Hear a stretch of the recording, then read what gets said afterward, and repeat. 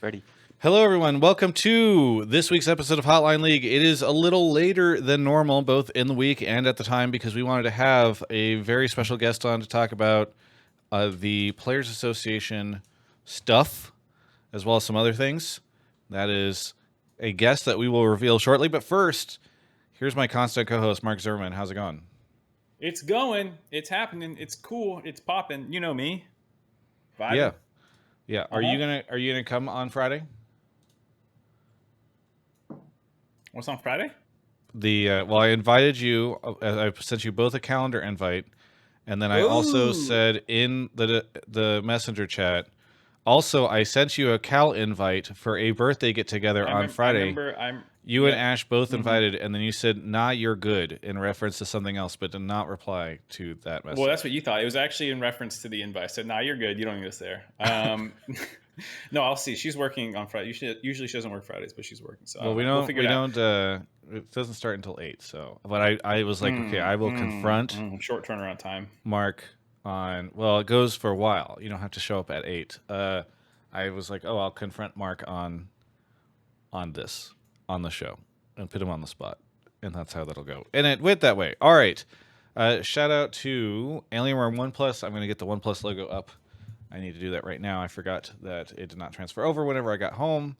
But our guest for this week is none other than Vulcan. How's it going, Vulcan? Good. Yeah, pretty good. How are you guys doing? Good. Did you have to move, or are you like living with an EG player? Like what? You switched teams in the off season, which we'll talk about. But like, what? I'm actually really curious how that relates to your living situation. Yeah, I had to move. So I was in the EG apartments, and then I moved into the FlyQuest apartments, and I assume is Ayla's old room. Oh. Was there like a blood pact or something on the wall? Did you get his clothes? No, but sometimes like I see something like, for example, the moving in the corner of your eye. Toilet, how there's like a toilet paper holder thing. Yeah. On the wall, right? Well, it was like smashed to the ground. So every time I see something like, sometimes there's like a little detail in the apartment. I'm wondering like, did he do that on purpose? Was this like retaliation? Have you checked the air vents to make sure there's not going to be like poisonous? Have you ever seen that movie? Well, there's a bunch of them, but like The Boy, I think it was called, where someone's just like living in the walls, Like, Ayla's not actually at FlyQuest. I mean, at EG. He's just. Did you leave anything for him at EG? No, no, I didn't. I didn't plant anything. At least that's what I want you to think. Okay, great. That's actually so funny. I hadn't even really thought. When I brought up the living situation, I just thought it was interesting as like, you have to move, or maybe you're still at EG. Or I never even thought about the fact that you guys would likely be literally moving into each other's rooms. That's actually so funny. I think someone else is. I think someone else already moved into my old apartment at EG, so I think it won't be a straight living swap. Okay, gotcha. Yeah, that alone could have been content, like wife swap, team swap. Okay, well, glad to have you on, Mark. Let's do the quick rundown of as we always do at the start of the show, of your current week in media consumption. I always forget what I've done, these days. Like, I was watching some stuff with Ashley. Apparently, I didn't watch it. She binged all of American Born Chinese. She said that was really good. Exo Kitty was like it's like this weird fusion of like teen American like romance show, and then also like a K-drama, and like it's actually like. It's not great, but it's just a very interesting fusion of the two and kind of pulls off both angles of it very well. I watched, what's the new Marvel movie? Guardians 3. Oh, I haven't seen it yet. Awesome. Damn, I'm sad that you saw it because I need to find somebody to watch it with. It's so fucking good. I don't know. Lots of good stuff. Well, glad. Watching Survivor. Survivor's still popping. Isn't the finale? Somebody was saying the finale was tonight. Yeah, I think so. We just catch it on whatever the fuck it's called. Yeah. Well, either way, glad to catch up with you as always on all your important, relevant news.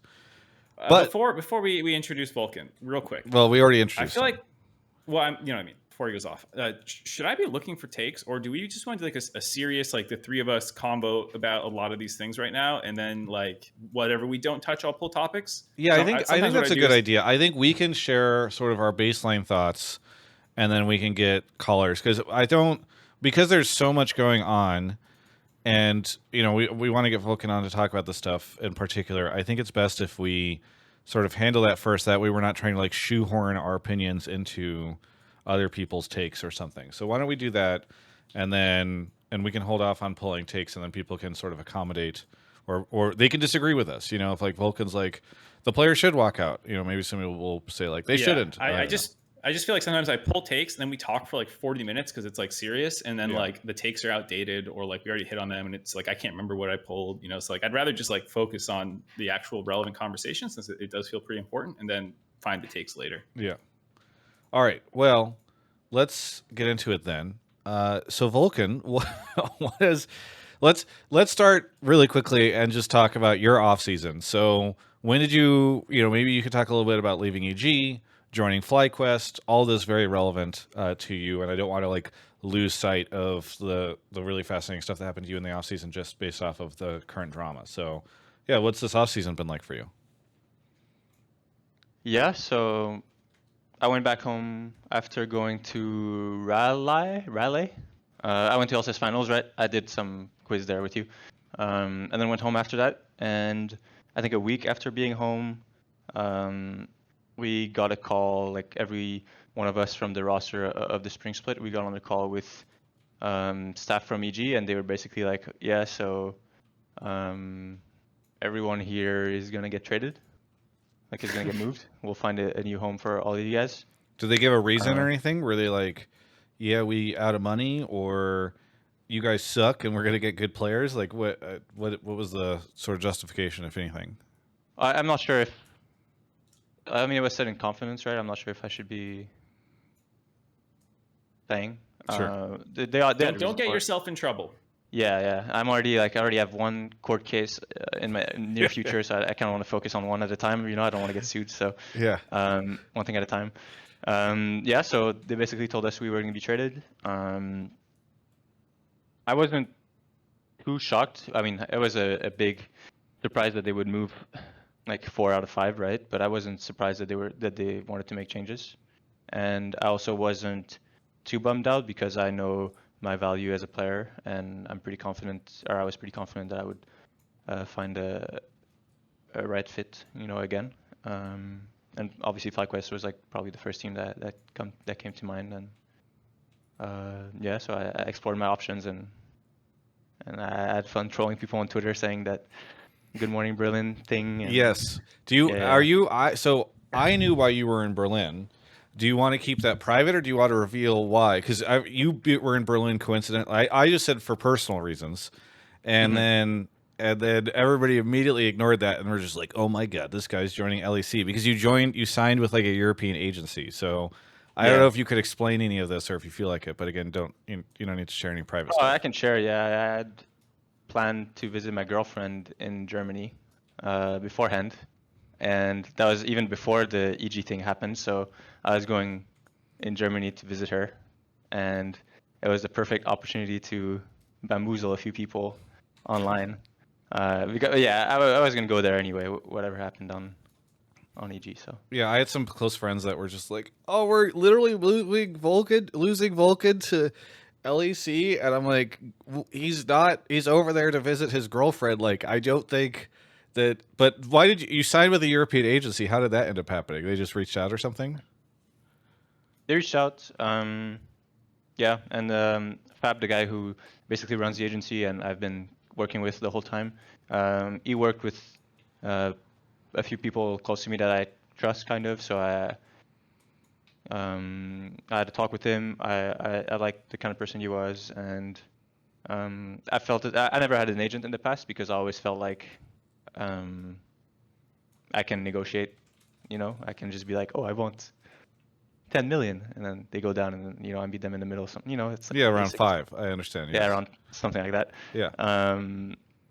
But now I was feeling like everything was going to move so fast. It's in between spring and summer.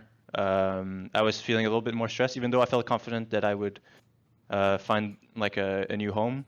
I was a little bit worried about how fast it all had to be. So I decided to finally cave in and get an agent. And I mean, there was a bunch of different agencies I could have gone for. At the end of the day, it's like hard to know which one is better before working with them, right? But so far, I've been very pleased with Fabian, the work that he's done so far. It's been going well. So, Did you entertain the idea of joining LEC? I mean, especially if your girlfriend's in Berlin, I have to assume that was something that would have been at least remotely interesting to you. yeah, it crossed my mind, but then nothing really materialized, and also I kind of knew from the beginning that it was unrealistic for me to join a team with a better roster than FlyQuest. That was the other team that I was comparing, moving to EU or going to FlyQuest. That was like the options. I had some other options in NA, right? But yeah, I didn't think I would be able to have better players around me or just like a better team in Europe. And so, yeah. Yeah. Very good. Well, let's get into the Players Association stuff. So, what has like while you're dealing with all this stuff and getting sorted, you are a member of the Players Association leadership team, and you start to hear about all this stuff. Maybe you can share your perspective, because I heard a little bit from Fudge, but it was like a post game interview at MSI. So like maybe you could share a little bit more here. Yeah, I mean, I know the head of the PA. I think that's his title, Phil Yeah. Aram. He was in discussion with Riot about Academy because he kind of heard through the grapevine a little bit that it was in talks behind the scene. So he checked in with some higher up at LCS or at Riot NA, and they basically told him face to face or on a call that nothing was going to change, at least for this summer. That Academy obligation was here to stay. And if I'm not mistaken, like less than a week later, it was leaked that the requirement was going to be dropped by Riot to field an academy roster, an academy team. So that was like a little bit shocking like, so that's such, I guess it's like bad faith, right? To do something like that with the PA, who is like one of the parties to be able to run the league. You need your players. And I'm not sure what was gained to like burn a bridge like that, but so that was bad. And then just the fact that Academy is now seems like a much lower priority for Riot, and it's a shame because I don't know if I would be where I am if I didn't have Academy, right? Because I was able to move to LA because one of the 10 franchise teams saw something in me, and they had the funding to be able to get me a visa, get me out in LA where everyone was required to be. It was also a better salary than if I had played for an amateur team. And when I was able to show the contract that Clutch had sent me, the salary that I was gonna get by signing it, my parents were much more supportive of me going out to LA, living across the continent to play video games full time than if I'm just like playing from home in my room all day and I'm like, sorry mom, I can't come to dinner, I have a tournament, or sorry dad, I can't help you carry some wood back because I got to practice with my team. It's like very, very different. And yeah, I'm not sure if I would be here at Academy not been the way it's been for the last few years. So yeah. Yeah, I mean, it is obviously really disappointing. I'm curious if you have a sense, and I'm not asking you to like name names or whatever, but do you have a sense of how many players feel the way that you do? Because I think there, as I'm sure we'll get into the walkout stuff here in a second, but like I think there is some concern that while you and some of the other players in the league have seen the benefits of Academy and feel strongly about it continuing to be a thing because you care about it, because it did a lot for you, that there are other players that came in from other regions or in other ways that did not need to rely on it and perhaps don't see the value in it. So I'm curious, do you think that your opinion on this or your like appreciation for Academy is shared by enough other players or many other players within the league? Well, there's the point, right, that imports didn't come up to that system, so they don't really feel that close feeling to it. But at the same time, I was talking to my Korean teammates about it, and they understand how important having a development league is, because back in Korea, it is very, very common for players to just pop out of nowhere. You see Pays in Genji, or back in the Yadamwon, who the whole team was in Challengers, or I don't know, what was the name of it? The second league, and they were scrimming Worlds teams because they were that good, right? So they know how important it can be, so they can understand. And the other thing is that there's the fact that Academy was butchered, and players will feel sympathetic to that, but there's also the fact that Riot went behind the players' back pretty much, and they did something like this without having a conversation with us first about alternatives. Like they don't really have a plan, right? They just decided to cut it and then see what happens. That's what it feels like. And so there's the fact that Academy is butchered.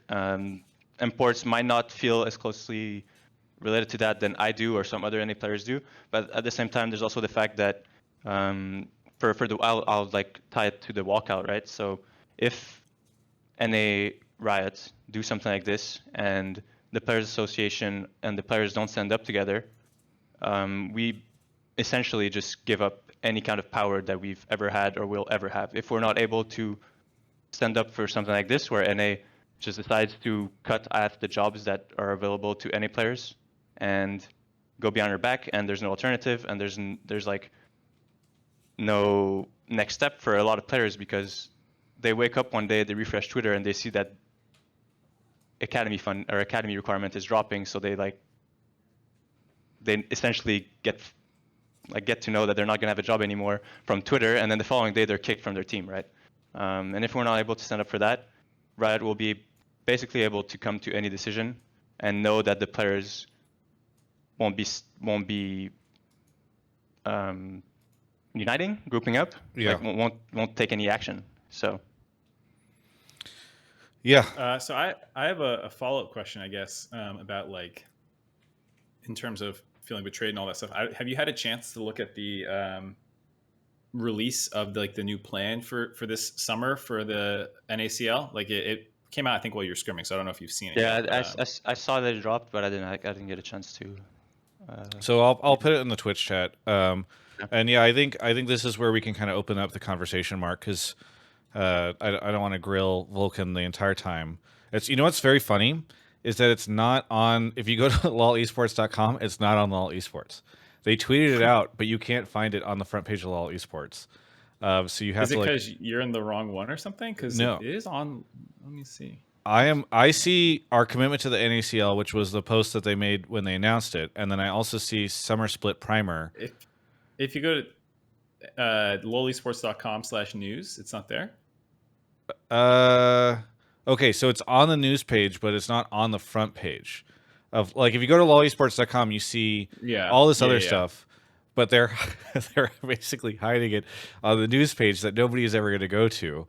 Like, there's a fucking TikTok in the top slot of it, which is, what is Chovy's best play of all time? So, like, I do find it a little ironic that the front page has our commitment to the NACL, which is a video where they're talking about how they're dropping the requirement, but then their commitment is so high to the NACL that they've hidden the post on the news page No, they behind didn't the hide TikTok. it.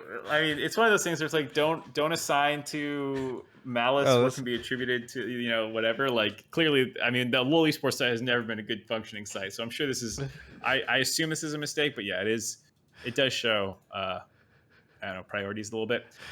So to open up the conversation a little bit more, Travis, and like we can share our thoughts, and Vulcan can maybe get a feel for the proposed changes as we go through here. So like they have opened the NACL up, so it's basically like they took a bunch of people who qualified like kind of last split, a couple of the teams that are sticking in from the LCS, and then like promoted a couple other teams. Disguised Toast has a team that's competing. That's pretty cool, I guess. Then there's like a prize pool attached. I don't know if there was before, if it was as big as it was. I think it's 100,000 for the prize pool. And then there's revenue sharing, but the only thing that seems to be there for rev sharing is Twitch subs. Yes. For the NACL channel, which I don't Does know how anyone much sub that'll end up being, but NACL channel? NACL Twitch channel, yeah. yeah, I think it's called what is it, Academy or something, LCS Academy or LCS Challengers, LCS_Challengers, and Path to LCS. did they make a new? Did they make Path to LCS? That's well, that's they're streaming it on both, and so I don't know if that means both will have the sub option. Like it's kind of weird to have it on both. Well, it's because they had 2 streams before for like just the amount of games that they Gotcha. have. You know, so like I assume both those will be used and monetized. But either way, Path to LCS is the main one. If anyone listening wants to sub and support players, I expect the casters every few minutes to go like, don't forget to use your Twitch Prime on the top right corner of any your screen. primers, any Oilers in chat, huh? Yeah. So, a couple things here. One, I just want to say, and I should have said this earlier as I've been covering this. I previously have not covered a lot of NACL stuff, and so going into this, I've been spending a lot of time catching up on how NACL functioned, and in fact, even recorded a video yesterday where I had misinterpreted something, and so. I want to thank all the people that have been following NACL a lot more than I have, that have been doing a good job of helping me like catch up on all this stuff. You know who you are. I don't want to name you out because I don't want you to have guilt by association whenever I complain about stuff. But the other thing I want to say is I think this announcement, much like the initial commitment to NACL thing, is really good comms by Riot, but also makes people, I think, kind of very artfully steers the conversation around away from the issues, right? So one thing is, I'm a little sad because when this news went out, everybody's basically like, fuck yeah, Disguised Toast. And I'm excited about Disguised Toast, but I'm like, I think people are, it is very much like a nice little cover for what is actually going on here. So one of the things that seems to be the case is that, you know, the teams that were previously in from the LCS, like the challenger teams that were in from the LCS, seemingly did not get the opportunity to stay in if they could maintain themselves, right? So, like, if you are one of the LCS teams or one of the Academy LCS teams previously, and you decide you wanted to stay in this league with all 5 of your players, it appears that opportunity was just like not offered to you. Which I think is really disappointing. I'm sure not all the players and teams would have been able to take it or would have been able to afford it, but like I think it's pretty brutal that like as these players are getting fucking wrecked from the org side, they're also not even being offered any kind of attempt to be like, okay, if you guys want to like bootstrap this together, that would be super cool. And so as much as I like Disguised Toast coming in, I think that was pretty shocking and disappointing to see in this post. Like I had expected at least some of the teams to like try to stick around. It doesn't seem like that was even a thing. In fact, that was one of the requests that the Players Association was making in their list of requests, and it largely seems ignored and irrelevant here in this post. The other thing that is annoying to me is there's a lot of like our commitment to sustainability and like revenue share and all that stuff. And the teams just did like it, you know, of the teams that spoke on this stuff or orgs or whatever, leadership just did a huge thing being like, there's no money. You get no money. There's no revenue. And so when they're like, yeah, we're going to rev share, and they're like, we're going to turn on Twitch subs. One, okay, cool. I'm glad you're doing that. But like I think it is, again, artfully misleading in terms of what that actually is here. Like they're going to rev share not really any money, at least as it stands right now. So I think that is one of my takes on this post is like, look, I think the post is fine. I think if you are Riot, this is the exact type of post that you want to make, which is one that's like, hey guys, it's going to be amazing, and look at all the stuff that we're doing, and Disguised Toast is here and all this stuff. But again, it somewhat leads people away from the fact that this is still a pretty shitty situation. And that's kind of my take from this article. I don't know, Mark, if you want to chime in on any of this stuff before we throw back to Vulcan. No, I mean, I don't know what I expected, you know. when you say about like who gets the opportunities to play in the NACL, like are the players who were supposed to be in there given any sort of privileges and like these kinds of things, definitely still feels a little bad. I think Toast, people are saying he bought a team. I thought he did. I was reading that. No, you can't buy teams, from my understanding. No, I'm saying like. Oh, you mean he acquired an existing roster? Yeah, he acquired an existing team that had a spot. I think I could be mistaken, but when I was reading the comments of the Reddit thread, I think I saw something like that. Yeah, I don't. They didn't announce the roster, I don't think, for that, right? So maybe somebody leaked it or something. I'm not sure. Isn't it in the other one?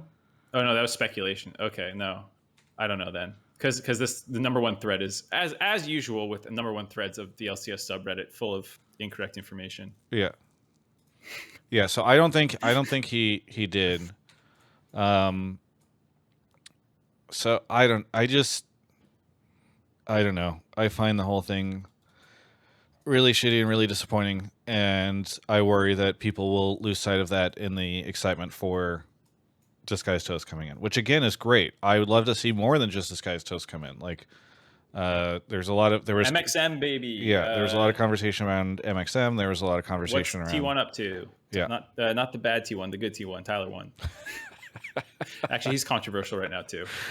Yeah, but I look. I think it'd be super fun if this became like an influencer-led situation. But TGI would pick up a team if we could figure out a way to swing it. But I don't know. I just think it's a little disappointing. I don't know. Now that Vulcan, you've had a chance to kind of peruse this, and I'm sure you want to you haven't had time probably to circle the wagons with the Players Association, so I'm not going to grill you on the details. But any initial impressions? Yeah, I mean, my first reaction was like, wow, 100K prize pool is kind of nice. But then I was just thinking how, assuming there's 2 splits, right, that you got a chance to play for the 100K prize pool, which I assume is not only for first place. Yeah, I'm sure they split it. Yeah, they split it like 1, 2, 3, maybe all the way down even. Yeah. So I was like, oh, the tournament like that would be very hype when I was 16 playing part-time and still going to high school, right? Like, that's pretty cool. But if you're playing full-time, you touch, let's say, 20% of the prize pool if you're not affiliated with an org, like if you're just 5 players playing together, right? Which I don't think any of the teams that were announced were like a 5-player kind of thing. It looks like it was all orgs, so you touch like 16% of the prize pool. 16% if first place was 100K, that's 16K each. And let's say you win twice, that's 32K per player if you dominated the whole league and won both splits. Which is pretty good money if you're like not fully focused on league. But if the direct comparison is how Academy was in spring or the year before, where everyone had to make a minimum salary of, in California, I think it's $75,000 if you're a full-time employee, something like that.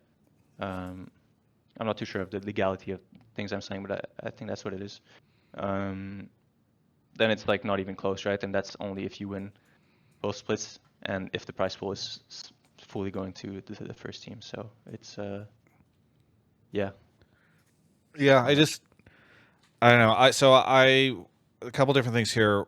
One, Greg in chat says California is 64K-ish, which is what I thought, and then LCS min is 75K. So gotcha. I am also going to do an interview tomorrow. I don't know when it'll release, but I'm hopefully if it doesn't get rescheduled or something like that. But I'm talking to a player from Tony Top, which was the org who had qualified in and then couldn't make it work, which is pretty sad too, to see a team that like promoted in and then due to financial reasons couldn't figure stuff out. And then the other thing I'll say is, and I totally understand this, I want them to be protected and to get the cash that they can, but I've reached out to multiple, I would say, I tweeted like, hey, if you're a player that is being impacted by these changes or potentially losing your job, please feel free to reach out to me. I had a lot of people reach out to me.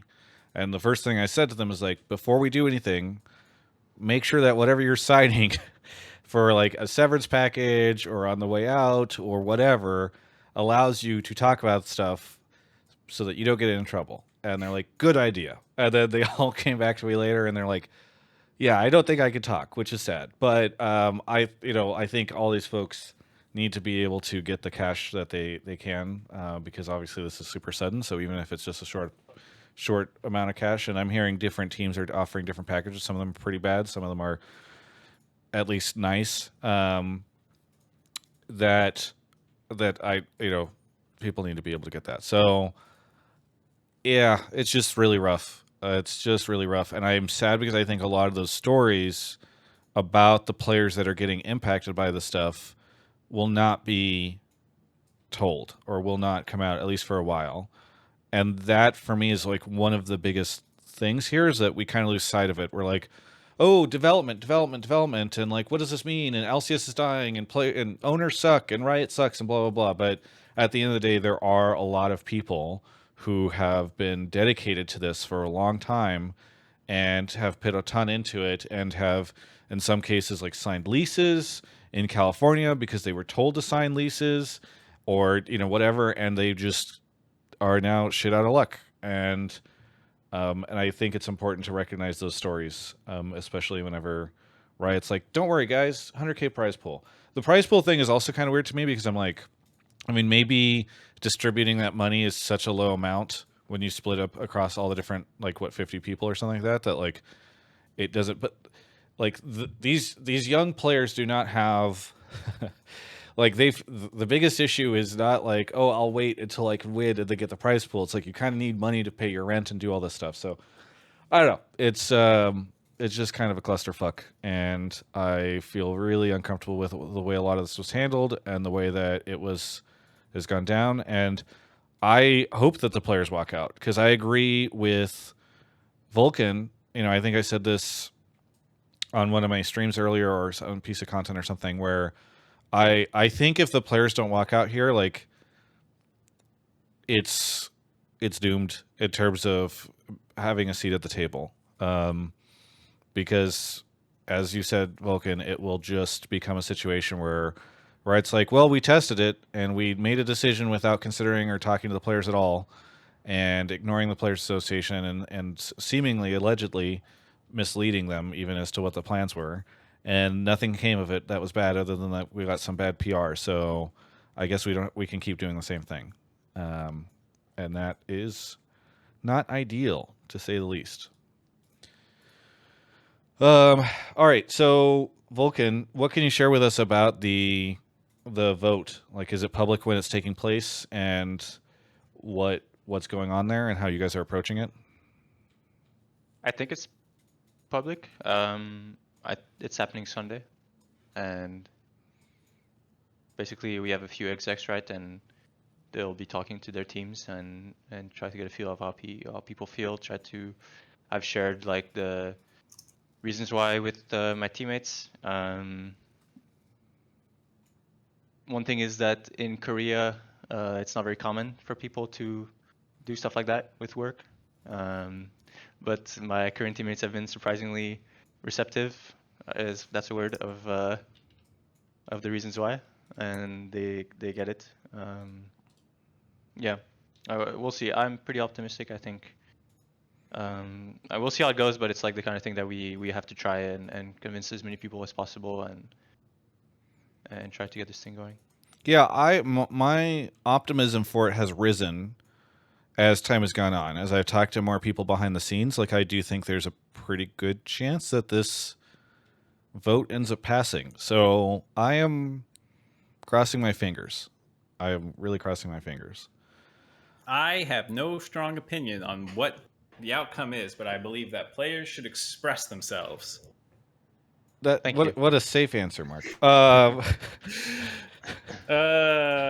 No, I'm really looking forward to all the players expressing themselves on the broadcast, and us having to cover it. That sounds really fun.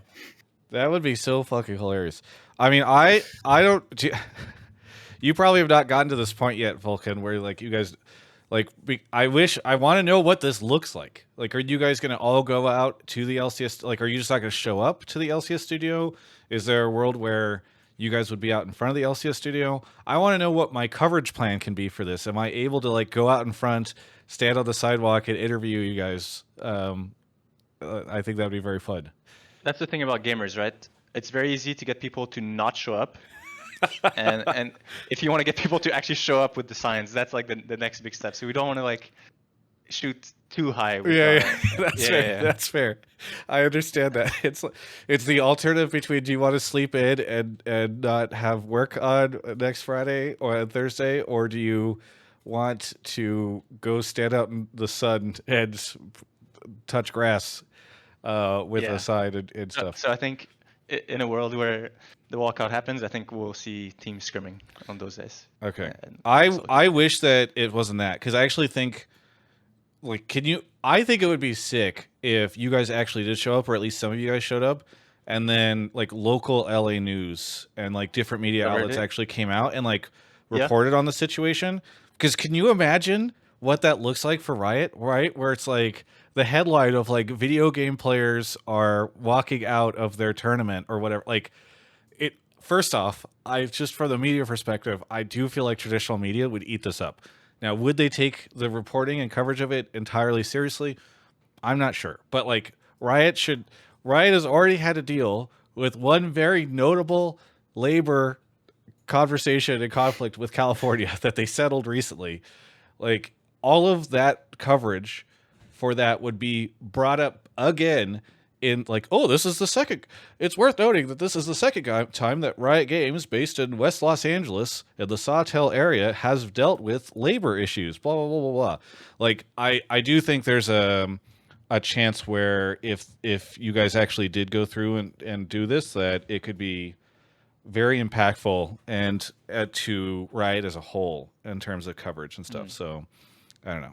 We'll see. Yeah, there's value to it. Yeah. Maybe I'll show up with my sign. Yeah. Ratio. Raz doubts that the news will show up, and I understand what a spicy story this would be for media to cover from 5 different angles. So I disagree with him, but on many things lately. All right.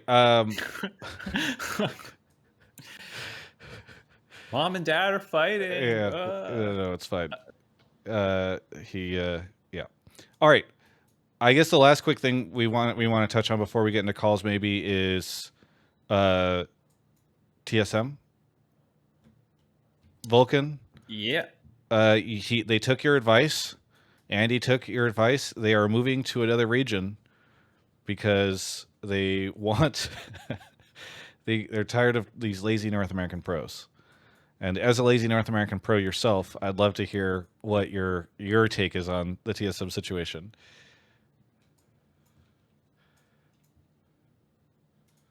He's thinking, by the way, podcast listeners. That's not your audio did not cut out. First, too, if Go ahead, you Mark. want, Yeah. it's up to you. Okay. So like, it's something that I thought a lot about, and I think I would say it's like kind of in some ways a win-win for the org and the LCS. I don't think it's a win for their fans, despite the fact that the fans seem to mostly be on the side of the organization currently.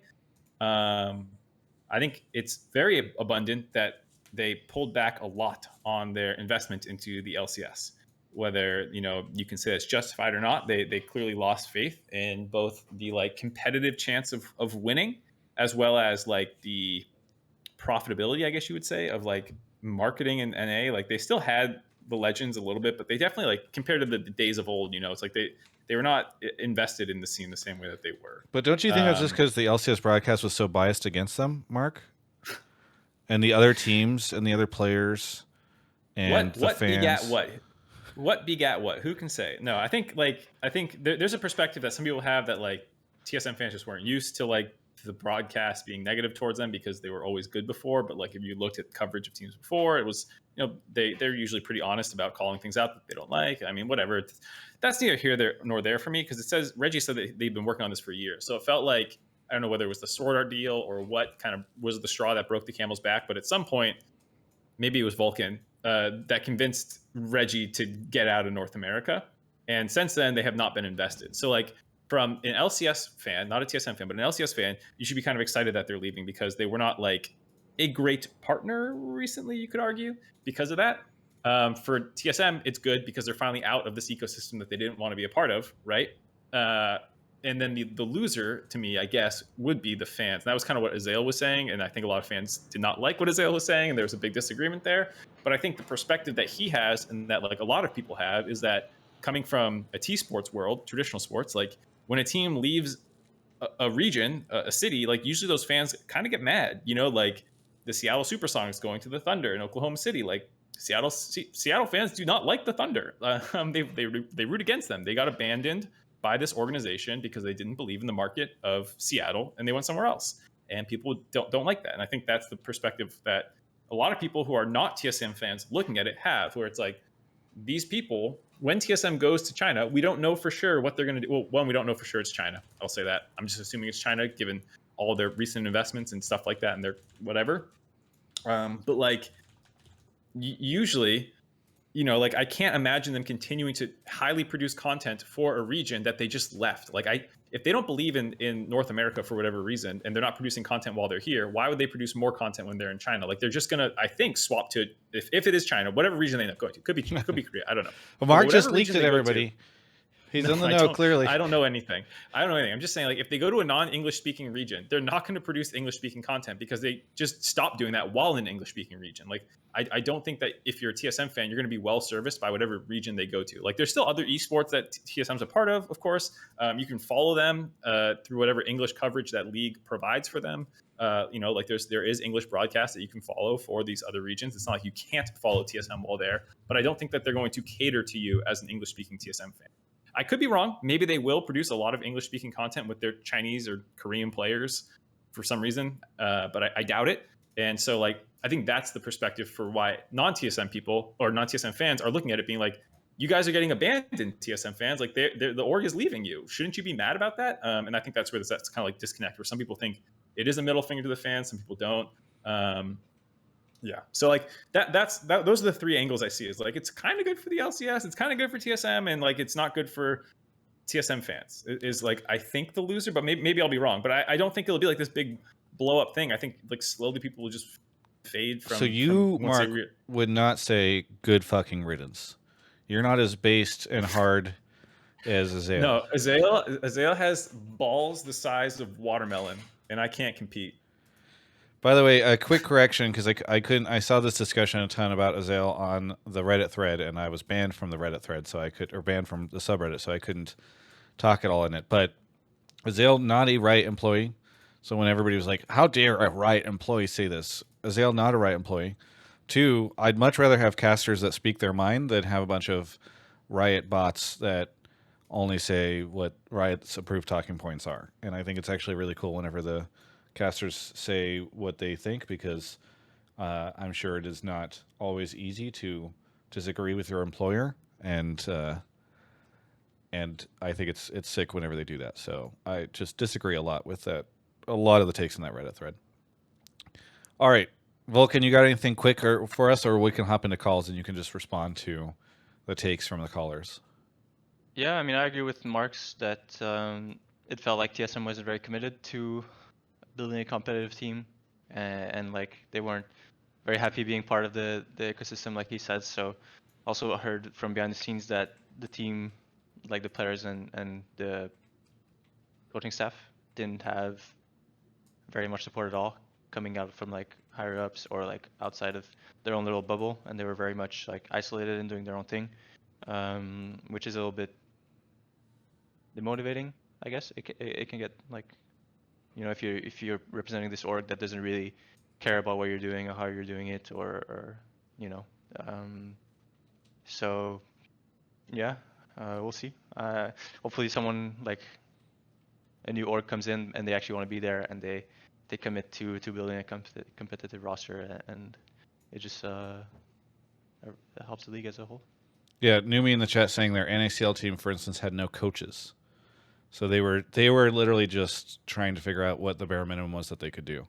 Yeah, that's like 2016 the Challenger teams. They had like player coaches. Yeah. All right. Now we've done this for a while. Let's get into calls. I can do an ad read while Mark starts collecting takes. But Mark, anything All you're right, yeah. looking for in Before you specific? get in there, just for people in Discord, start posting your takes again. Hopefully, you can follow up on some of the things we said, so I don't have to like go back to 8:12 p.m. and find one that's like maybe not relevant anymore.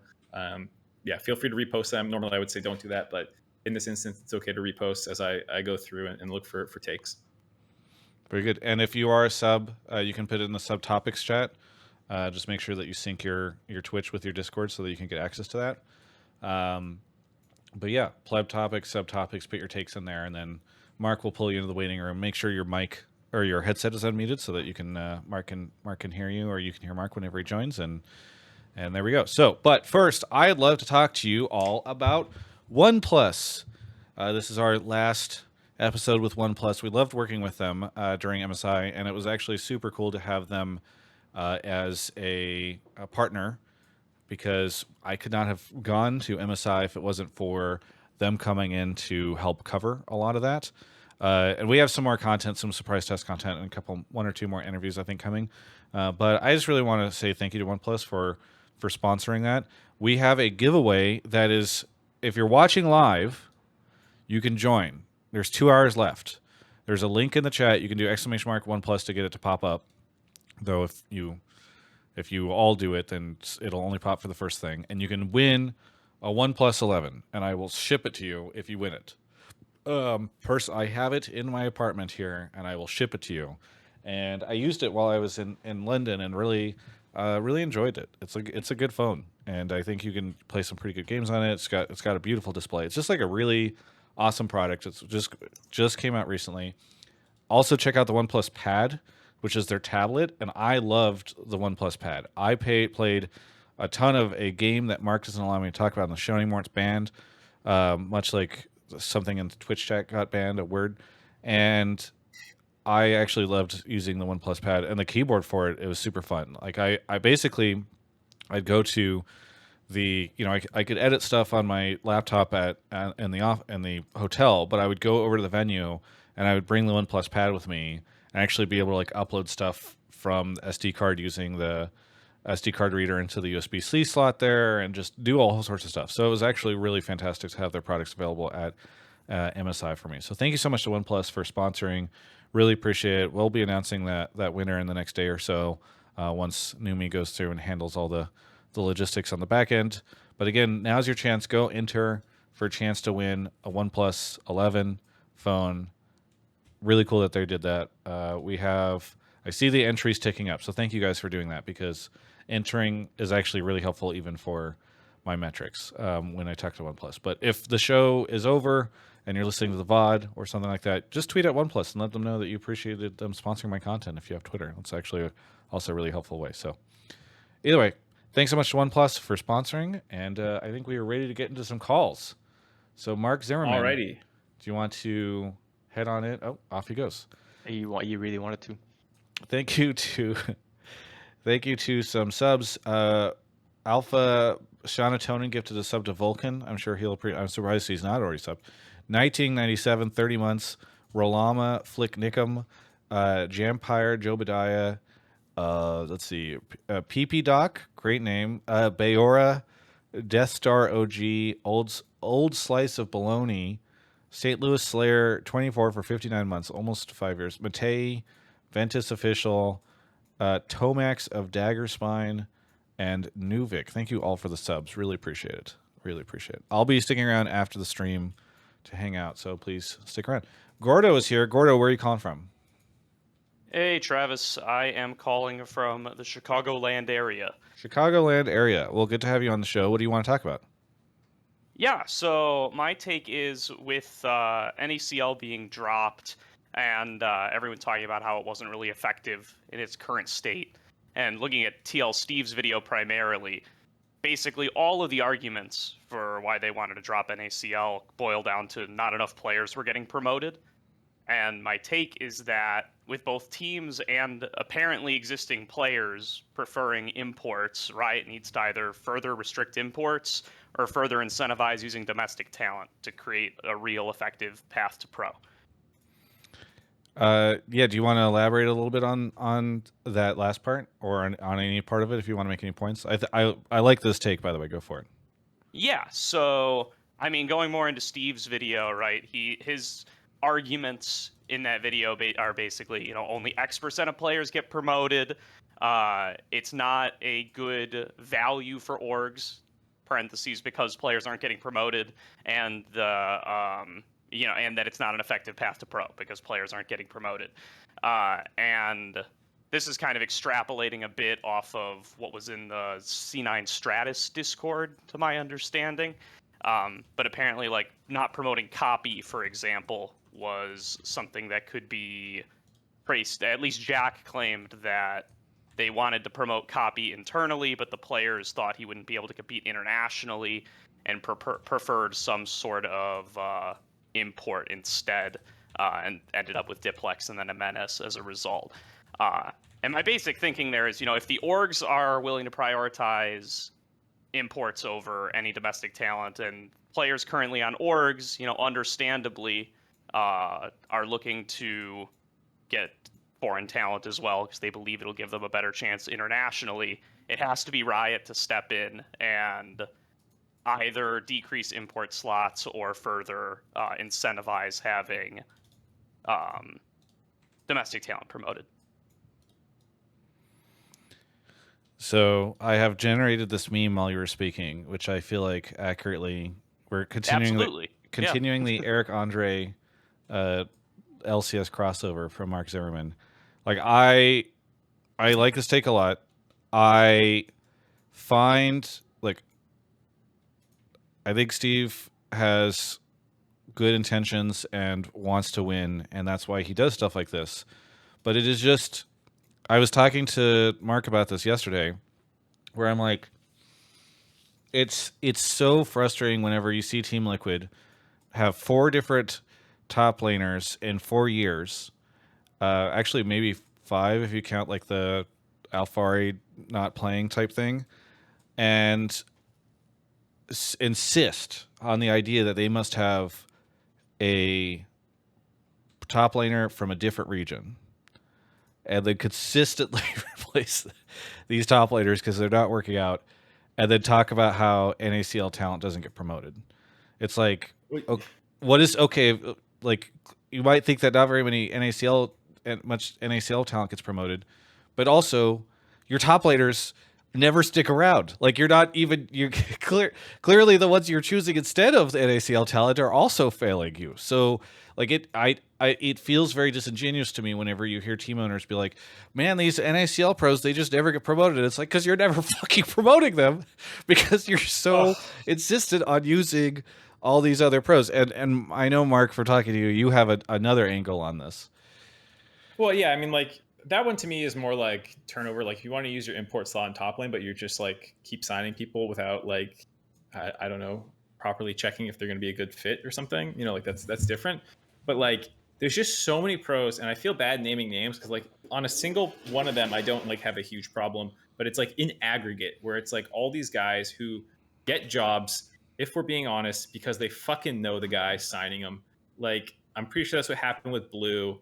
Some of the other players that come over, like I think like a lot of them, at times they have connections, and even when they don't, it's still sometimes we're like, I don't know why this guy's here. He's like they're fine players. Like, no offense to Finn, like I don't think Finn got signed because he had a connection at CLG. I think he made Worlds, but like anyone with eyeballs who understands League of Legends and was not the reason they made Worlds. He was like a good system player, role player. He is good, but he's like not the guy who wins you things, and like that, he's not the reason that team made Worlds. And like to sign him over an NA player is ridiculous. And there's like a lot of these kinds of guys. Like Pioshik is an example. Like, they didn't win Worlds because of Pioshik. Like, yeah, he was good enough to not hold like an insane caliber roster back, and like at his times he can do certain things. But again, anyone with eyes will tell you that that was a bad signing from like what this guy probably cost you to get. I don't know. Maybe he was cheaper because he was struggling to find a team at the time. But like, there's certain players who just get imported where you're like, this is just stupid. Like anyone, like we might not say, like, I don't want to shit on a player and like make a community hate them. So I will admit that I pull my punches in my content before the season starts sometimes around players that I'm not convinced by, because I don't want to start a hate train around it, because I know there's this kind of sentiment about players getting over imported. But there's certain ones who I think if you are worth your fucking name in esports can tell you that guy's not worth it. Like, there's no reason to bring that guy over, and they do it all the time in NA. And then to your point about like, them being like, these players just aren't getting promoted. What's going on? It's like, it's right there, guys. I don't know what to tell you. If I may, like, and after 10 years of this, I think a lot of the community just kind of buys into it and believes NA talent is worse by default. Like, there a lot of people, even people supporting the NACL, often are conceding the point that like it'll make us worse, but we should do it anyway for viewership or for relatability or something like that. When it's like, I'm not even sold it's going to make us worse compared to some of the players we're importing. Well, and I mean, think like, oh, go ahead, Mark.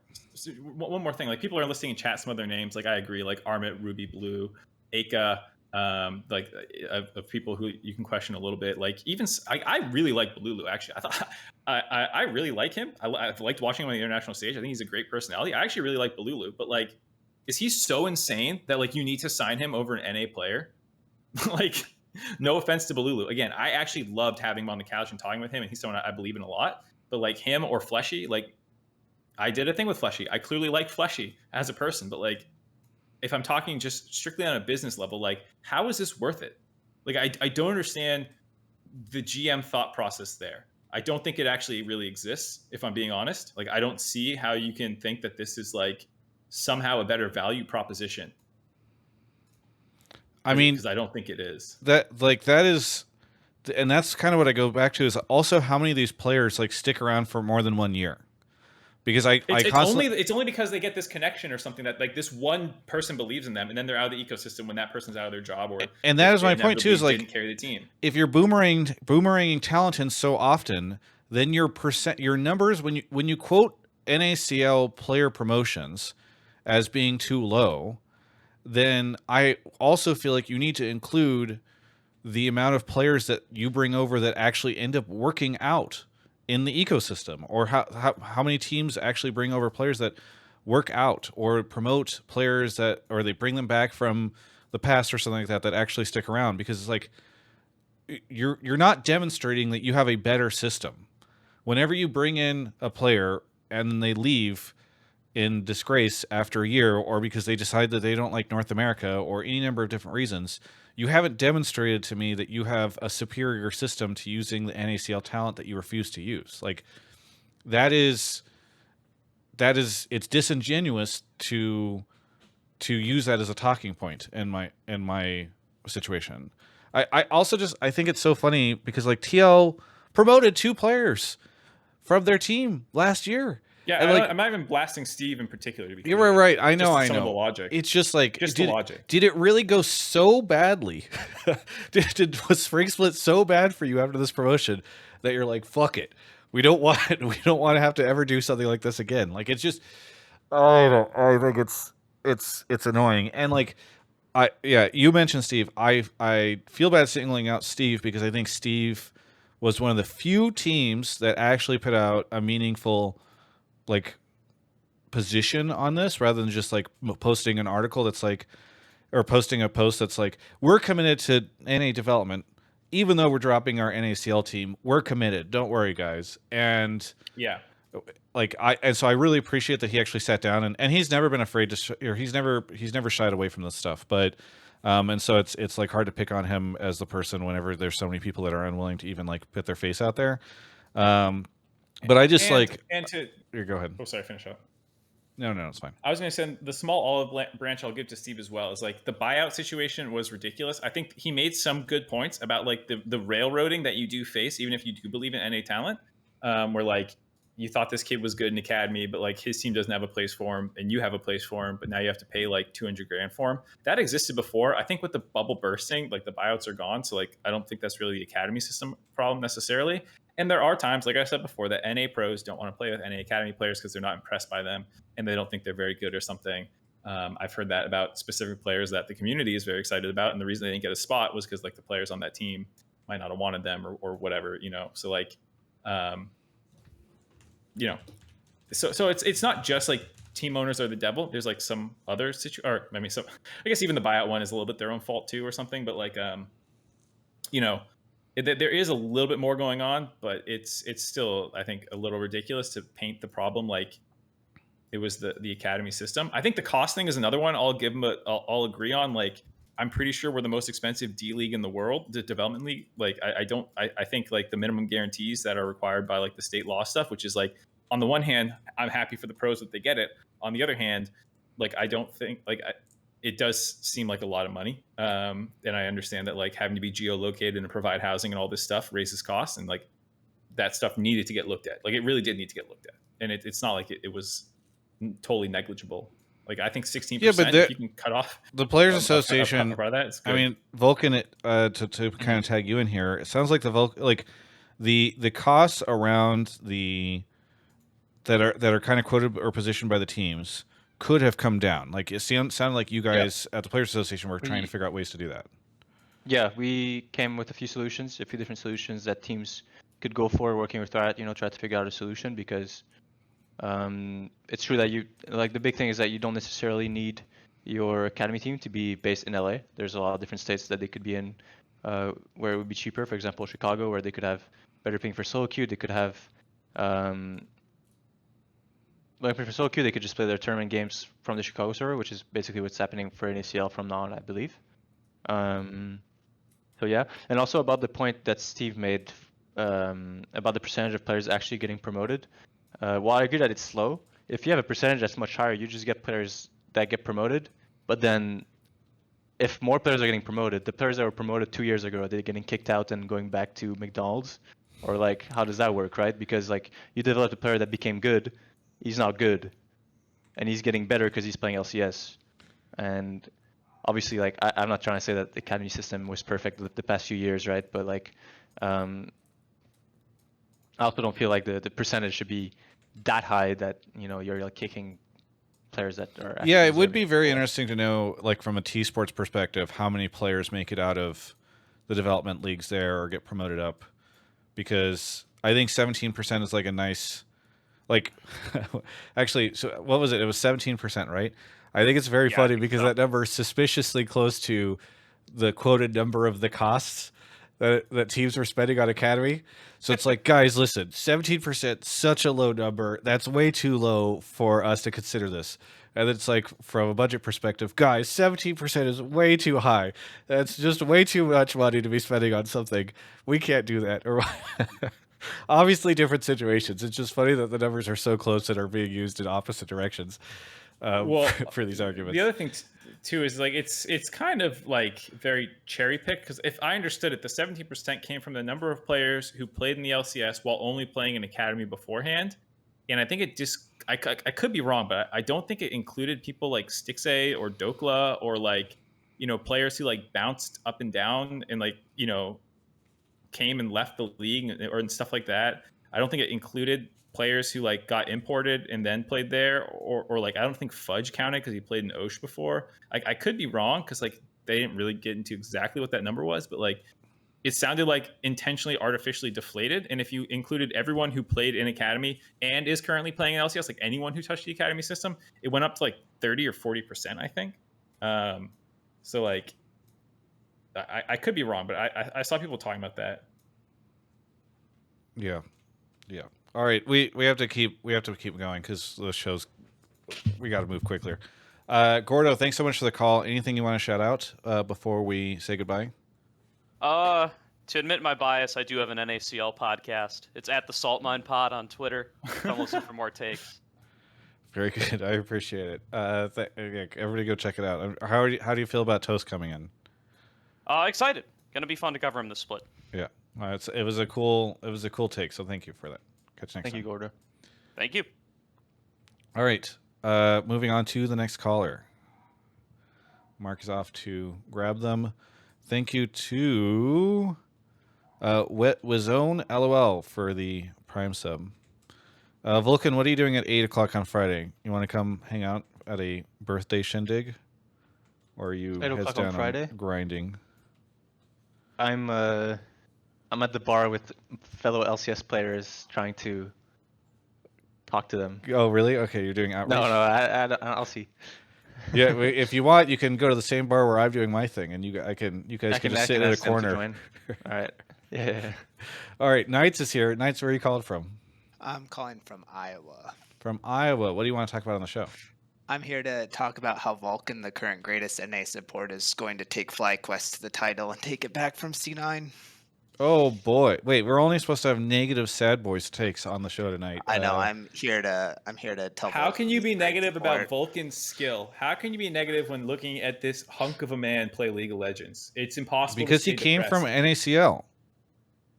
Then I that did, man. league doesn't have fucking Well, talent. He's Mark. gonna show the other NACL support that came up how to actually play with Prince. So Oh, okay, all right. Let's keep it to a minimum. Would you even have this beef without the NACL? Is it possible? Yeah, the biggest beef in LCS for years, actually. All right, what? Go ahead and elaborate, Knights. Where you want to go with this? I just think that Vulcan's been like an underrated support, and he's carried a lot of what, in my opinion, weren't the greatest ADCs at the time, other than like he had Danny and stuff for a while there. But he's finally got someone I think that will actually be able to play to his level in the LCS. Yeah, that and shitter's middle. Ben. Well, to be fair, he's playing support fair. now. There's a reason for that. All right,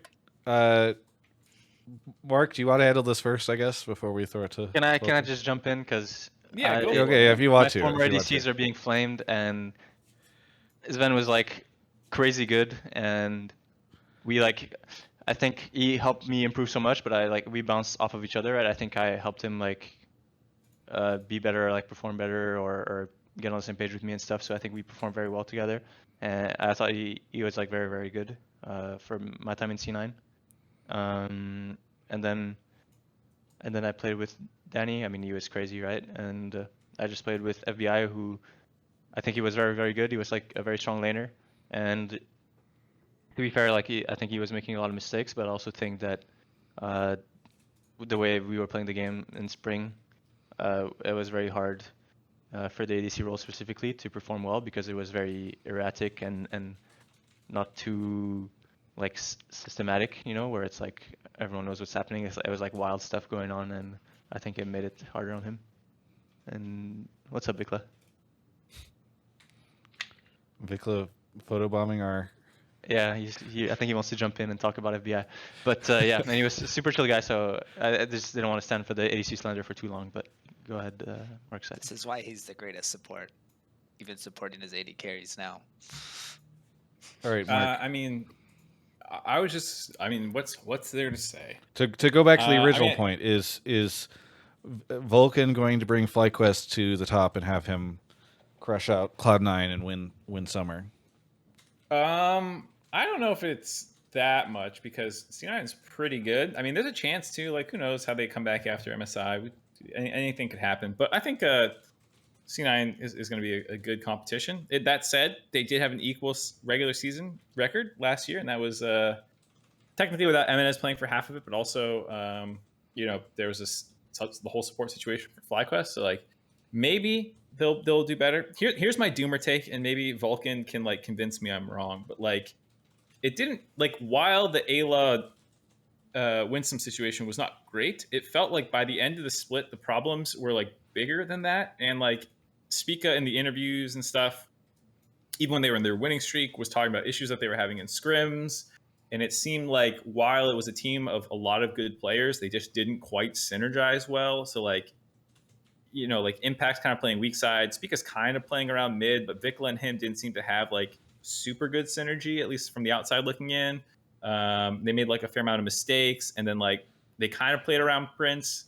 Like maybe Vulcan can help like set up plays, and I know Vulcan likes to roam and usually works well with his junglers, but like I felt like there were other issues with that team beyond just like the support situation. So like, how have scrims been going?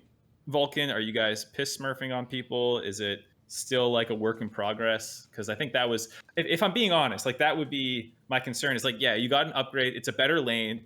I 100% believe this will be a better lane. But like, I don't think it was just like bot lane laning that like held FlyQuest back at the end of the split. Well, for how scrims are going, it's a work in progress. We're not piss smurfing at the moment. It's going okay, but I think I've been in NA for like a little bit over a week now. like all of us, and we had 4 days of content recently.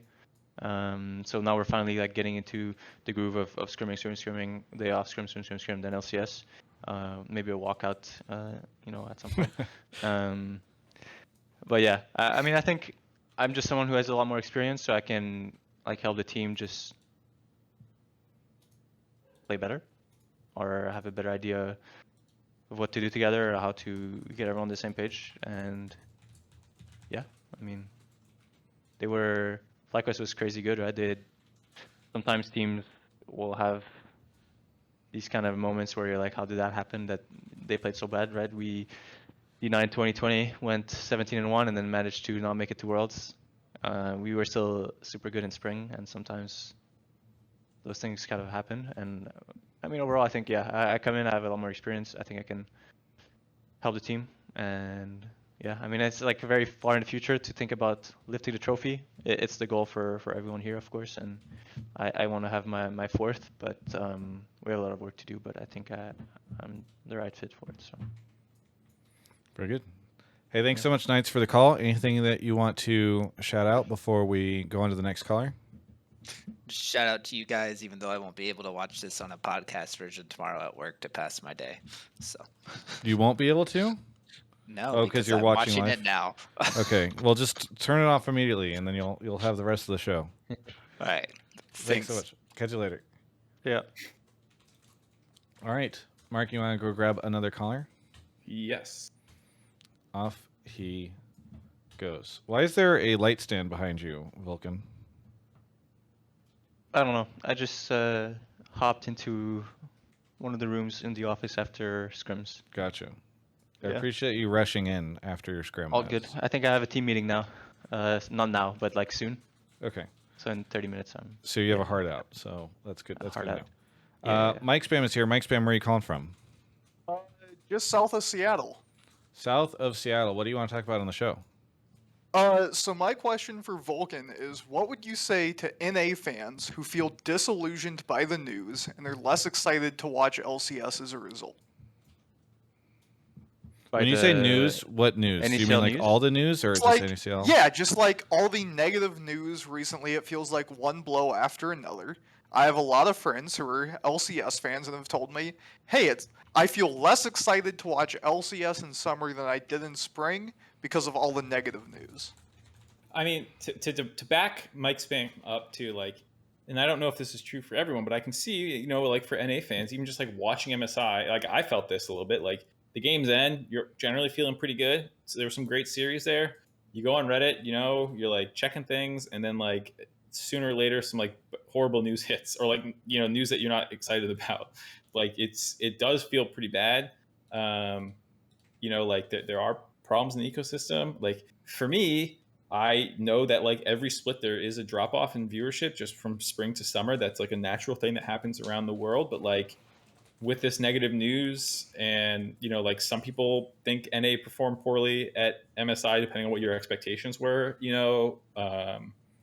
Like there's at least not like a giant dub. Like I'm pretty happy with Golden Guardians crushing play-ins as hard as they did, but like not winning a main stage game feels bad. It's like I wouldn't be surprised if some people, like, especially if you're newer, like you're not jaded yet like I am, where you're like, hey, not a bad tournament. They're like, what? That's all we could do. Like I just Mark, see a nobody's world staying up, where, like, getting up as early as you to watch those games. Nobody actually saw them. They I'm don't know just they got crushed. saying that like I can see a world where, to Mike Spam's point, like it just doesn't feel great heading to summers. Like what would Vulcan say to be like? I mean, it is gonna be Well, great. Even Yeah, I even kind of want beyond to jump that. in Go ahead, Vulcan. because sorry, Travis, but so okay, let's see. I think back when I was a fan watching LCS, right? The thing I would care about is how competitive the games are, how involved, like how much the casters like get hyped about stuff that happens, how much like what the product looks like the the graphics, like the stats of players when like in between the games or whatever.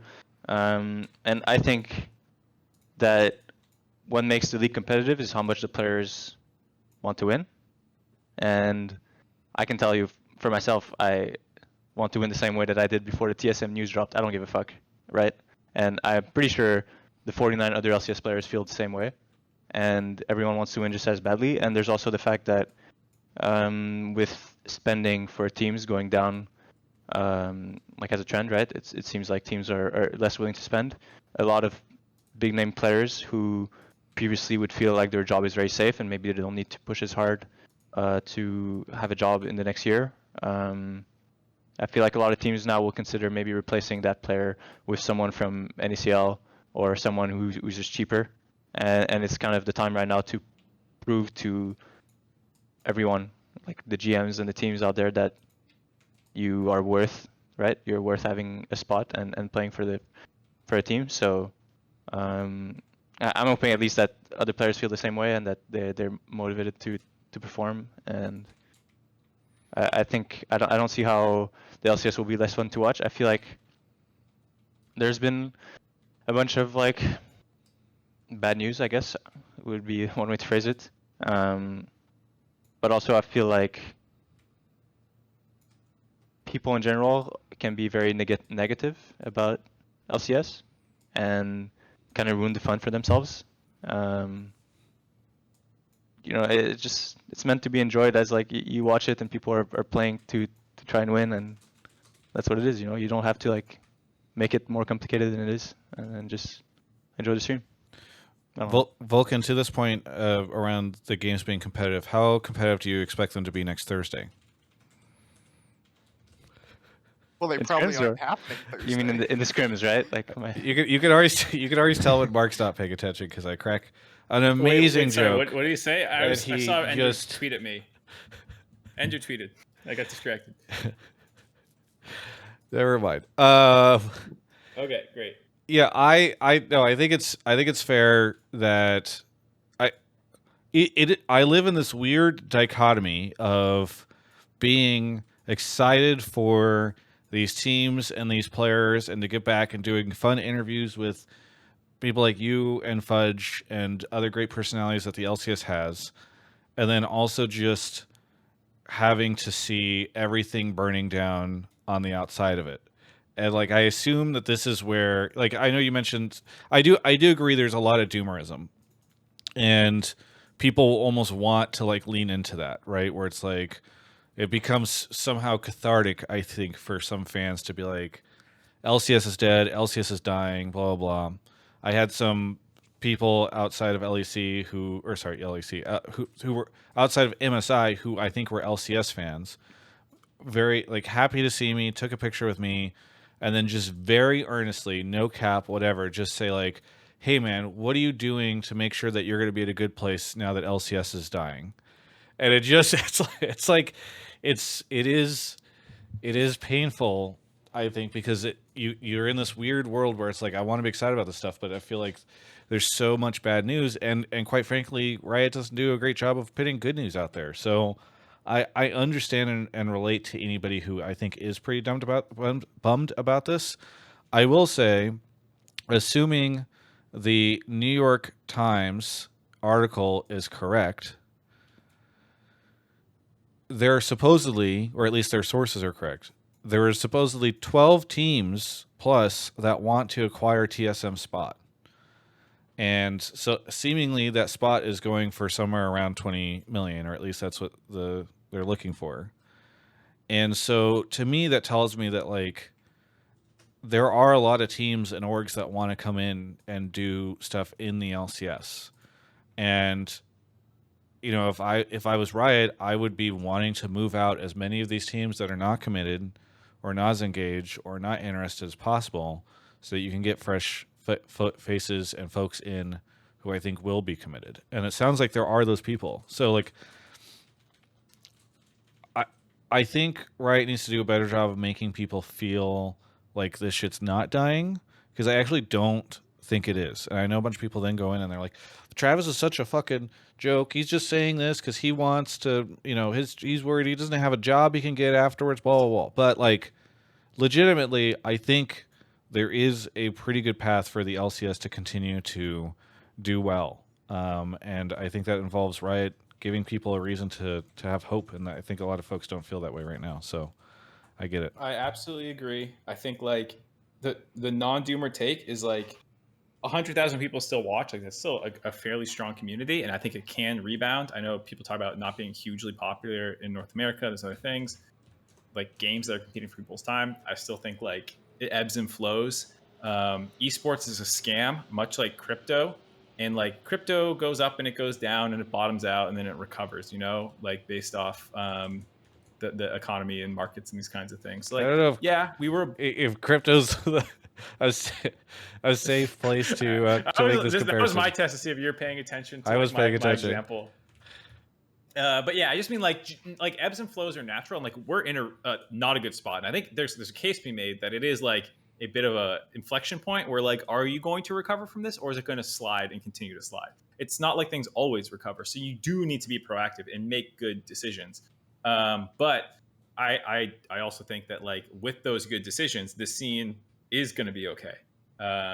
You know, like people liked the content a lot last split. You know, that seemed like a very good improvement on the future model of like what between game coverage of an esports league can look like. And like maybe we continue to push that further. The players, I think, all stepped up. Like one thing I don't think I've ever shouted out was like, I thought the players were fucking great last split.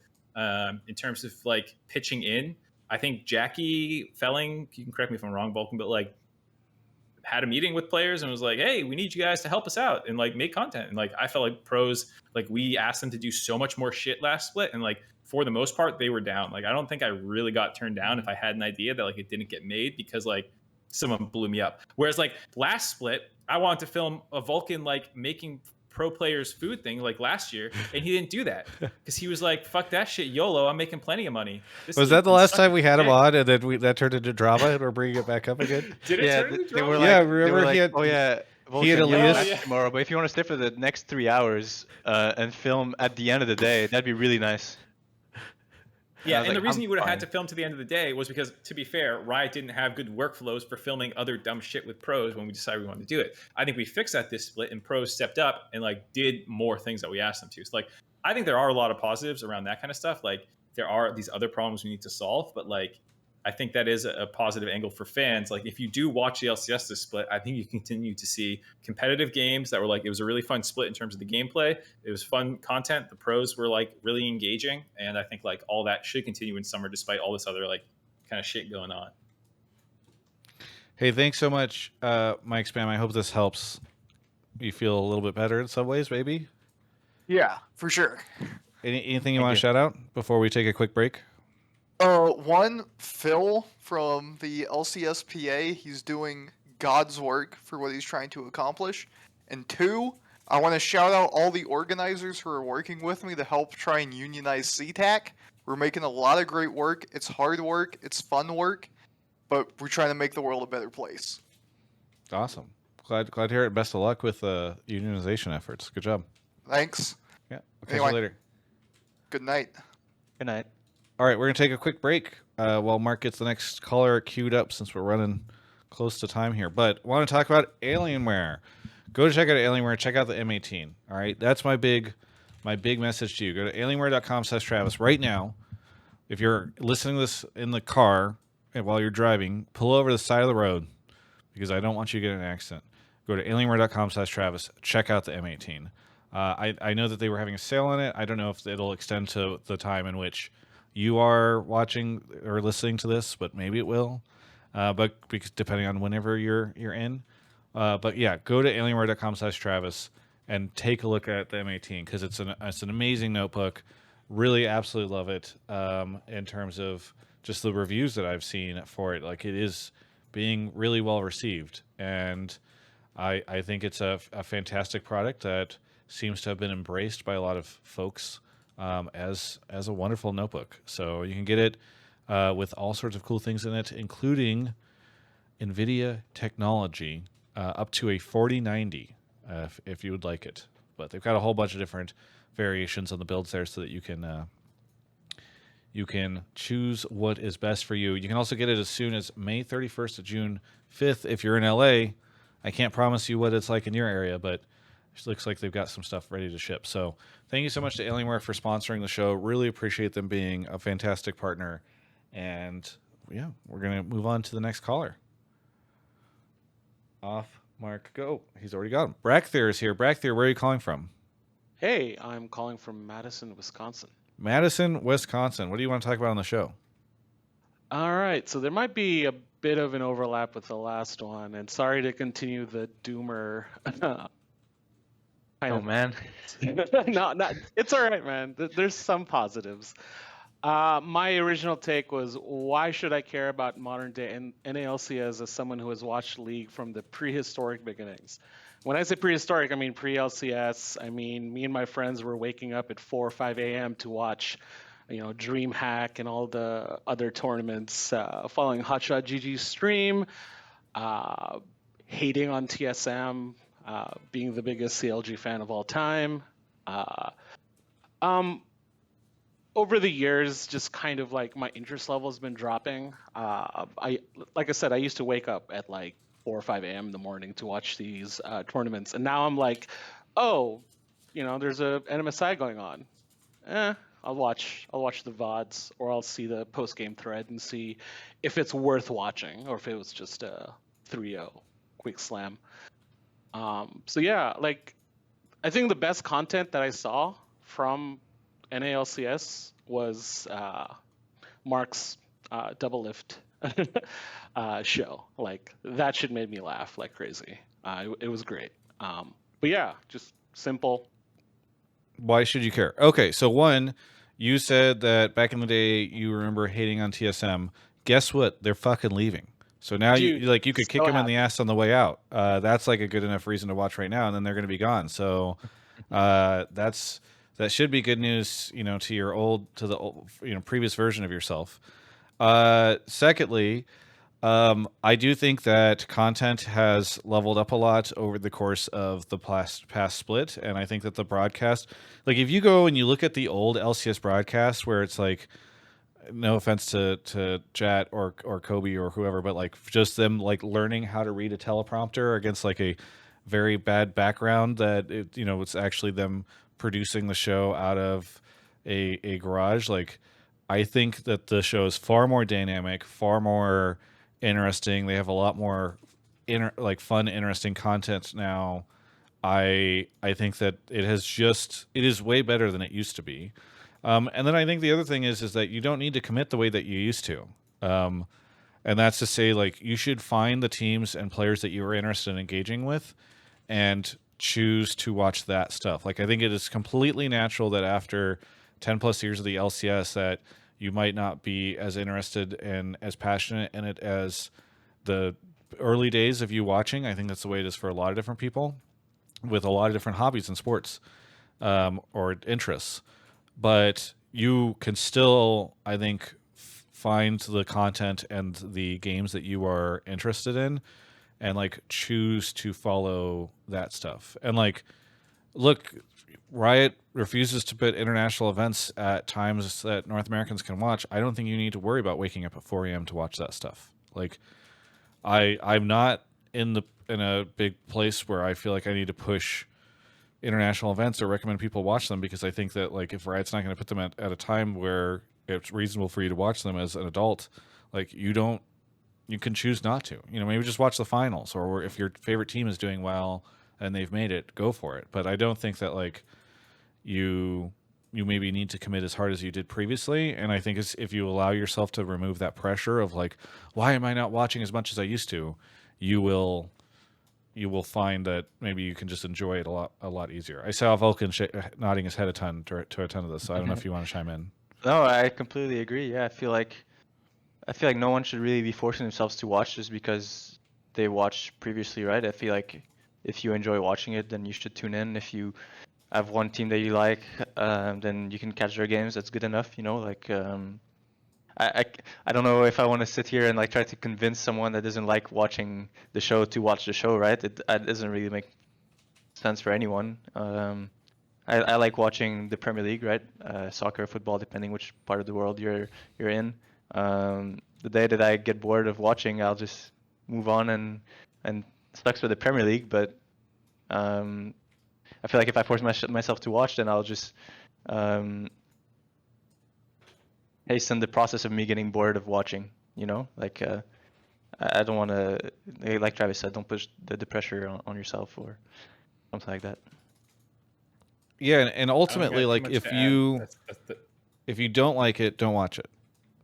There's so many people that like stick on something because they feel attached to it, and then I think they just become like angry and toxic and negative, and it's like not fun. So, Mark? Yeah, I think there's. I was gonna say like if you don't like it, don't watch it. I've heard people say that to me when I like complain about like bad products that I should like, which I think is a different thing. Like, for example, I love the Lord of the Rings movies, and I would have loved a Lord of the Rings show if it wasn't dog shit. And so, like when I complain about it, it comes out of a place of love. And so to Brakthir, like, if you love the LCS and there's something that's bugging you about it, then like I think it's fine to share that opinion and like be a little negative as long as it's constructive and, want something better as a fan of it. But if you're like not even like if you don't even like it anymore and like you don't care about it and like you still just like do it out of habit, that's a different thing. I think that's where it's like if you don't like it, don't watch it and like move on and find something that you do enjoy. And yeah, that's the reason I said it was because it sounds like that's kind of more where you're at, Brakthir. You're not like, I love the LCS, but like Riot is fucking ruining it, or Mark keeps doing these stupid shows that I don't like on the broadcast.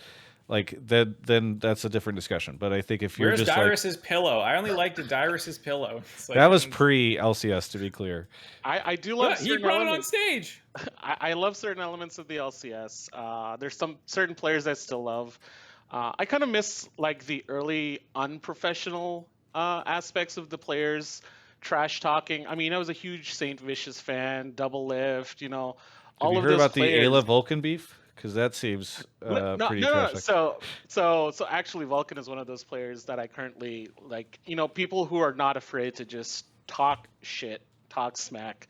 I love Fudge because of that. I love Vulcan, Spica. All of these players that have like personalities that shine through. Whereas I feel like 70% of other players are just like it is much more professional now. It's a job, right? Like they get paid to come game and leave. But I wish there was more of a showmanship that it used to be.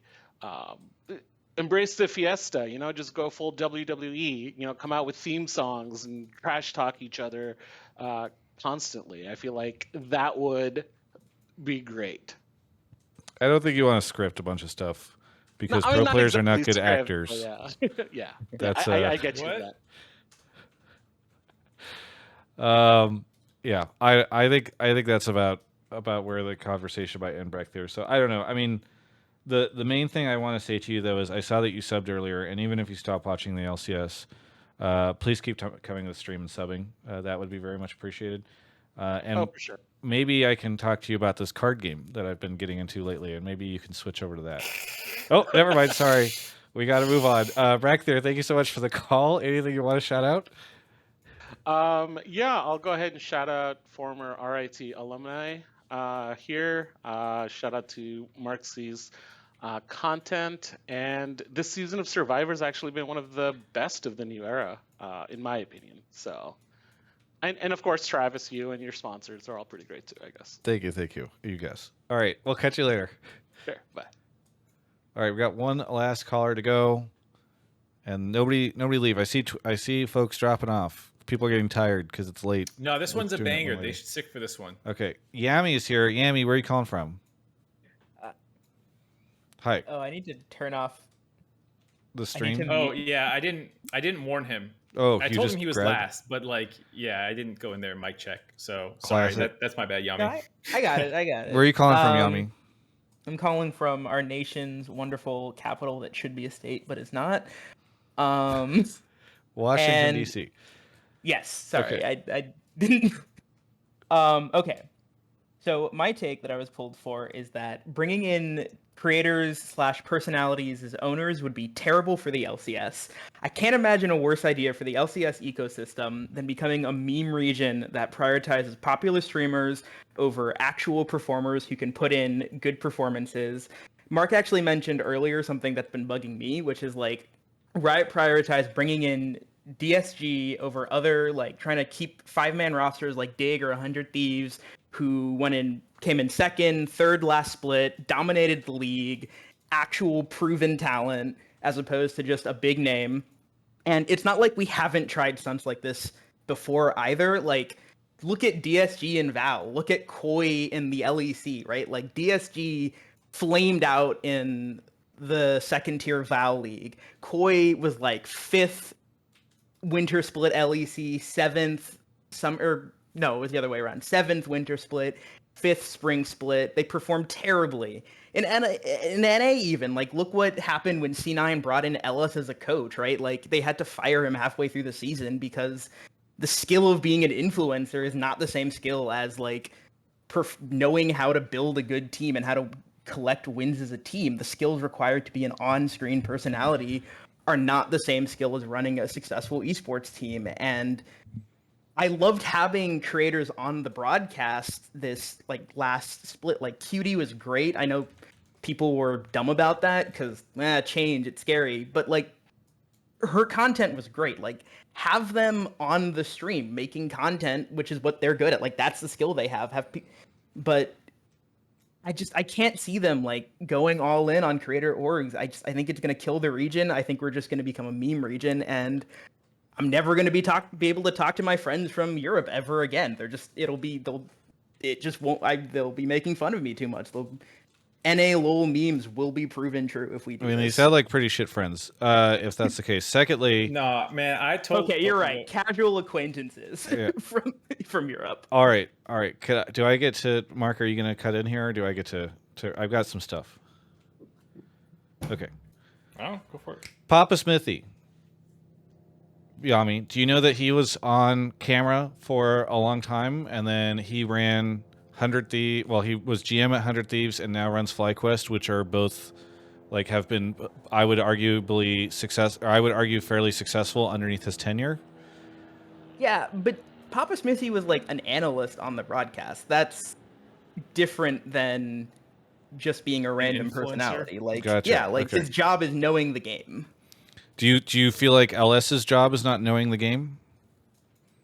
Because the moment you well, said my answer LS, to I that- thought of Papa Smithy. Like like not to nitpick, right? But I just want to point out No, that I it's do fair, think it's that like fair. that undermines your argument. I also am a little confused when you say like where your take wandered around a little bit in terms of where you think influencers are an issue. You think as owners they're an issue, or players? Like where's the issue? Owners, players. I don't want to have them on like the competitive side. I feel like bringing them in to do stuff that being a star on, I was gonna say YouTube and date myself, but like on Twitch or whatever is not the same skill as building a competitive team, running a competitive team. Do you think managing a team, having them on as owners, so or running an org? I just have not seen evidence that it would. So let me tell you about a lot of very successful businessmen who came into the esport whenever franchising occurred. And let me tell you, these guys have fucking sucked on the whole. Like I do think that we are moving back to a world where like the league has realized that the experts that were brought in during like when franchising occurred to help run these businesses and make them very successful were not the thing. Like I find it very ironic, for instance, that Immortals was rejected and then accepted, and look at them. Like you mentioned Koi, you mentioned DSG and Val. Let's talk about Dignitas and Immortals. Like I do not think that it is a thing where you could argue that the teams that we have now are much better off than having these folks in. And whenever we're talking about Koi and when we're talking about DSG, even if they have not been incredibly competitive, people fucking care about those orgs. And they don't care about a lot of these other orgs. Like, I actually think it would have been so fucking funny if Riot had been able to grab a bunch of like DSG and MXM and a bunch of these like influencer orgs and bring them into NACL and then make NACL incredibly popular, because I think it would have just been like a huge middle finger to the orgs that backed out because they said, oh yeah, we can't make this successful, it's useless to us, right? And it's like, okay, well, clearly these people are able to find value in it. So I I really disagree with this take. I also think that you can hire like the smart. Yes, I agree. Not every influencer or every person who's been a personality is going to come in and be wildly successful. But I do think that these guys are savvy enough about content to make brands and that are compelling and interesting in a way that our current brands are not. And on the competitive side, like there's no world where they can go hire the same people that are at these LCS orgs now, for better or worse, to work for them and run their competitive sides. Like that is entirely possible if they decided to come in. Like I don't think that this guy's toast is going to be like, well, I'm an excellent League of Legends scout. I'm going to go scout all this League of Legends talents because I'm so good at it. Like he's going to do his research and he's going to find some people that will help him, make the right decisions. And quite frankly, will probably be better at doing that research than like random VC bro 2 who like is like, well, I play FIFA on the weekends, so I'm probably going to be pretty good at this job. Like, I just totally disagree. Well, Mark, why, go. we should like you went. Oh, You went where I Vulcan's was raising gonna his go, which is, hand. like, oh, Yeah, Vulcan goes in. low-key kind of got a piece out, so Yeah, I kind of go. just jump in and then get the fuck out. Sure. So I agree with Travis. Like, I don't feel like running an esports team as any education. Like, you're not going to school for that. Like, no one really knows how to do it unless you've experience doing it. So, like, I don't see how it really relates. And then also, I feel like at least in an A league is kind of in a state where we could use anyone getting interested in the game. If this guy's Toast brings over his fan base and they're interested in league now and they start playing and they start watching, I think that could be great. And for example, I don't think either of you mentioned K Corp, but they're also a content creator org, and their fan base is like absolutely insane. And I'm sure every player would love to play for. I would like to play for K Corp. Like, it seems hype as fuck to play, and like they have these stadiums where all the fans show up and they're supporting like crazy. So yeah, I thought that was like a positive. Very good. Work. But Anything anyway, you want to shout out, thanks for having Vulcan? shout out to Phil Aram, who runs the PA, for all the work he's been doing. And I'm gonna walk out now. Okay. Thanks for having me. Of course. Enjoy Peace, your dude. walk Thank out. you. Peace. See ya. Okay. We could wrap up the call here. Mark, go ahead and say what you're going to say. Nothing. I was just gonna say that like he kind of went where I was gonna go, and what I was trying to do is I was gonna ask Vulcan who he would rather play for, and then he kind of did that too. So like the angles I was gonna go just kept getting covered by other people. Damn. Because like obviously if it's the DC investor bro, you get more money in the short term. So like I bet a lot of people would take that option because the people who run these like influencer orgs like just can't compete unless they've partnered, kind of like NACL did, where like you're like getting back to buy it. But again, that doesn't really like long term sound like a good solve potentially either, unless those guys are like really bought in, like the investors, which I think they are for 100 Thieves. Like, I do think that they are like in some ways a good case study of what could happen. But even then, like, I don't know their long term business plan and if they're regretting like esports now and they're focused more on influencers or whatnot. But I think at the very least, like the thing that people like about this angle, and like it doesn't become a meme just because your owner is an influencer. Like I think that one connection just like isn't fair. And I think like all of us, just like a lot of the people who are gamers, just like kind of fucking, we're like not corporate people. Like at our core, I feel like, like they're just like diametrically opposed ideals of like how you want to live your life, like I just can't see it like being similar, and so like I think that's one thing that like the influencer mindset brings is like something that does feel more authentic for that reason. Yeah, they know how to create content and speak to the fans in a way that I think a lot of other folks can't. And yeah, so I guess I just disagree. Is there anything you want to push back on, Yami? Because I know we kind of shit on your thing. I don't want to just tell you to leave. No, I think it's fair. I think the points that you've raised are fair. I guess what I would say is it feels like if we are pivoting to, well, we can't win, so let's just get views, or we can't like build competitive regions, so let's just focus on getting views by bringing in like these people who, if that's the goal, like if I guess I don't have a good thing to say other than No, yeah, I I can understand feels if you bad. think that this is just like let's convert LCS over to like Mr. Entertainment Region, super fun time, happy circus world. Like then yes, I can understand why that would be concerning. I don't think that is actually how these orgs and teams work. Like I actually think influencers have, in some ways, they're putting their own personal reputation on the line. I think they do want to win, and I think that they do want to do interesting stuff and I think that it's a bit different. You know, like a lot of the folks that are coming into this world, they're just like, how do I make money? Like that is their priority. It is not actually building something for the fans. And theoretically, building something for the fans is how you make money. But like now that they're realizing that that's not going to lead them to exactly what they want, like they're now just trying to get out, sell, be done with it, right? And I don't. Like again, I'm sure influencers want to make money off of this too, but I think that it is also something that they are personally passionate about. Like they are going to be far more connected to the idea of video games if they grew up on video games, they created a career out of video games and building a community and doing all that stuff, than like Mr. VC Bro who has decided to get in, you know, and is hiring somebody from their sports org to run it, you know? So I don't think that I understand your concern. I don't think that I don't think what's happening is what you are worried about. I think like the correlation between like content creator owner and like meme region and like lack of competitiveness again doesn't like super make a ton of sense, because I think like we're not like it didn't work anyways, you know, like the fucking spending ass loads of money and like running your teams in the red like didn't make us that much better.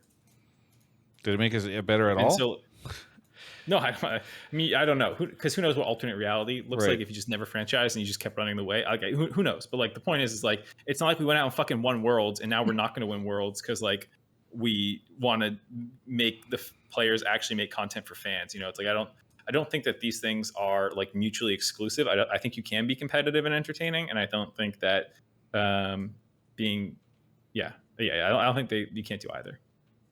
Okay. You know, those are all good points. I hope to be proven wrong. You know, I'm rooting for Disguised Toast now. I want them to smash the NACL.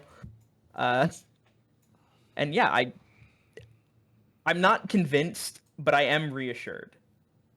Yeah, that's fair. And that's where we want you to be. Not convinced, but reassured. Thank you so much, Yami. Anything you want to shout out?